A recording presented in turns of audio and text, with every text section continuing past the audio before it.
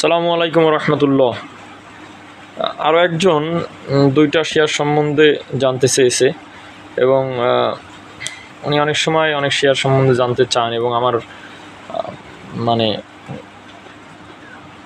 সব সময়ের একজন ফলোয়ার বা আমার দর্শক, তিনি দেখেন সবসময় আমার ভিডিওগুলো, সেই জায়গা থেকে ভিডিওটি করা গুরুত্ব দিয়েই আমি ভিডিও দুটি করতেছি, দুটি শেয়ারের কথা বলতেছি। সেটা হলো, উনি প্রথম যে শেয়ারটির কথা বলছে কপারটেক। দেখেন কপারটেক, আপনি কপারটেকের কথা বলছেন, কপারটেক কিন্তু 52 উইকের যে হাই প্রাইস, এটা 36 টাকা 90 পয়সা, আর লো প্রাইস 25 টাকা। অতএব এই যে এত শেয়ার নামলো, কপারটেক কিন্তু তেমন নামেনি। তাহলে কী হতে পারে? কপারটেকের নেট অ্যাসেট ভ্যালু 13 টাকা 50 পয়সা, শেয়ার কোয়ান্টিটি 6 কোটি 55 লক্ষ, এবং অনলি সেকেন্ড কোয়ার্টার ইপিএসটা ভালো দেখিয়েছে, মাঝখানে ফার্স্ট এবং থার্ড কোয়ার্টার ইপিএস তেমন ভালো না। তারপরেও কিন্তু শেয়ারটা যদি আপনি দেখেন, খুব বেশি নামেনি, শেয়ার কোয়ান্টিটি কম, এবং প্রাইসটা 36.9 থেকে এইখানে যে নেমেছে 28 টাকা 60 পয়সায় আছে বর্তমানে। এটা কোনো কারেকশনই বলে না এই মার্কেটে। এই জাতীয় শেয়ার, এই রেঞ্জের শেয়ার কিন্তু আমরা দেখেছি যে এখন 10 টাকা 12 টাকায় আছে।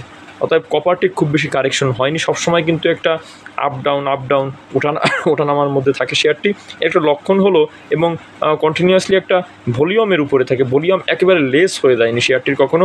অতএব আমার কাছে যেটা মনে হয়, ওর যে ফিগার, শেয়ার কোয়ান্টিটির ফিগার বলেন, এরপরে ওর ওঠানামার যে একটা আপনার সিচুয়েশন, ও শেয়ারের যে স্ট্রাকচার, এই স্ট্রাকচারের শেয়ারগুলো বেশি গেম হয়। অতএব এইখানে কপারটেক যেহেতু তার প্রাইসটা ধরে রেখেছে, লেনদেনটা ধরে রেখেছে, অতএব আমার কাছে মনে হচ্ছে এই এত কারেকশনের মধ্যে তখন নামলো না কপারটেক, খুব বেশি আর খুব বেশি নামার সম্ভাবনা নেই। 25 পয়সা 10 পয়সা, 25 টাকা 10 পয়সা পর্যন্ত নেমেছে।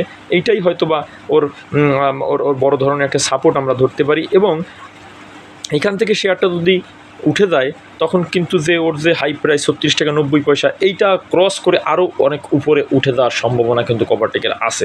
এজন্য বলবো, কপারটেক নিয়ে কোনো টেনশনের দরকার নেই। দ্বিতীয় যে শেয়ারটির কথা বলেছেন যে ডোমিনেজ আসলে অনেক উপর থেকে নেমেছে, যদিও ওর ইয়ারলি হাই প্রাইস 20 টাকা 10 পয়সা, কিন্তু ডোমিনেজ কিন্তু 46-47 টাকা থেকে নেমে আসছে ধীরে ধীরে, এবং এর শেয়ার কোয়ান্টিটি 10 কোটি 26 লক্ষ। যদিও এর ইপিএস খারাপ, পি রেশিও অনেক বেড়ে গেছে, শেয়ার ফান্ডামেন্টাল স্ট্রাকচারটা একেবারে ভেঙে পড়েছে, তারপরেও যেখান থেকে শেয়ারটা নেমেছে এবং যে কন্ডিশনে নেমেছে, এখন 11 টাকা 90 পয়সাতে আছে।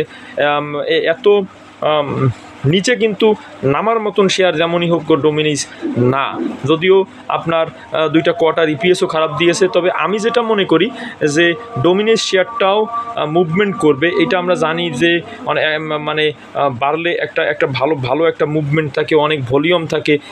যেহেতু শেয়ারটা 11 টাকা 90 পয়সা নেমে গেছে, অনেক বেশি নেমে গিয়েছে, অতএব এইখান থেকে এর হাই প্রাইসটা ক্রস করবে 30-32 টাকা, তখন মার্কেট ভালো হবে, চলে যাওয়া খুবই একটা ইজিলি ব্যাপার। যাদের ডোমিনেজ আছে তাদেরকে বলবো, আপনারা ধৈর্য ধরেন। এর যে মাঝে মাঝে যে লেনদেন, এটা কিন্তু সন্দেহজনক, ধৈর্য ধরেন। আসসালামু আলাইকুম রহমতুল্লাহ।